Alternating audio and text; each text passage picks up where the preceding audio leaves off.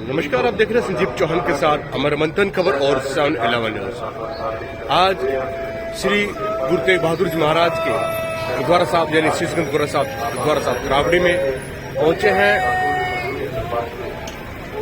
Congress party के वरिष्ठ नेता और हल्का नीलकड़ी विधानसभा से अपने आप को मजबूत करते हुए नेता दयाल सिंह सरोही आज श्री शीशगंज गुरुद्वारा साहब पहुंचे और उन्होंने गुरु दरबार में आकर माथा टेका और आज जानते हैं क्या कहते हैं वो आज गुरु महाराज के विषय में, और इसके साथ साथ चर्चा करेंगे किस प्रकार से साक्षी मलिक और बजरंग पुनिया ने अपने मेडल को लौटाया है, उसको लेकर क्या कहते हैं, क्या प्रतिक्रिया करते हैं, तमाम जानकारी जुटाने का प्रयास करेंगे।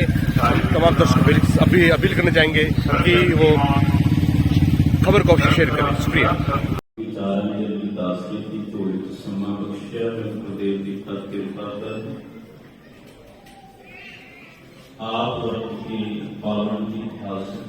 रुस्तम उत्तम है रुस्तम, हिमालय की गोद से निकला रियल बासमती का असली स्वाद, खुशबू है प्रीमियम, क्वालिटी में है दम, क्योंकि उत्तम है रुस्तम, उत्तम है Rustam. Delicate aroma, rich and nutty flavour वाला Rustam rice by Kuber foods. Rustam rice है सबसे उत्तम।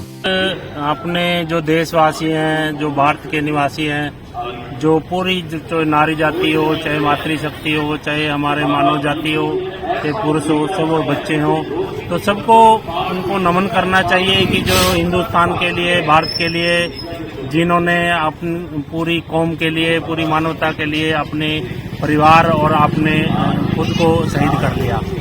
ये परंपरा पहले से चली आ रही थी। हिंद की चादर गुरु तेग बहादुर जी ने अपने पूरे हिंदुस्तान के लिए उन्होंने अपना बलिदान दिया था, और उनके बलिदान को आगे बढ़ाते हुए गुरु गोविंद सिंह जी ने अपने पूरे परिवार को बलिदान कर दिया।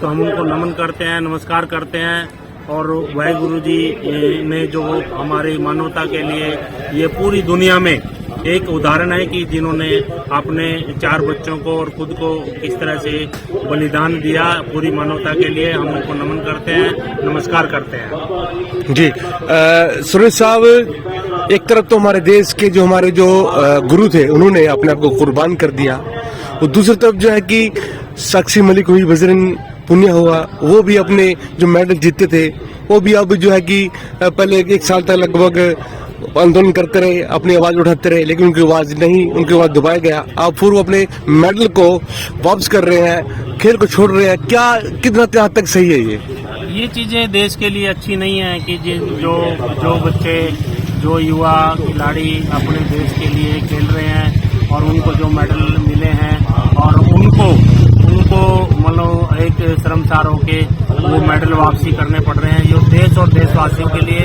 अच्छा नहीं है। और हम एक ऐसे देश में रहते हैं कि ऐसे महापुरुषों की धरती है जिन्होंने इस धरती के लिए, मातृशक्ति के लिए, मानवता के लिए अपने पूरा परिवार को बलिदान दिया और खुद का बलिदान दिया।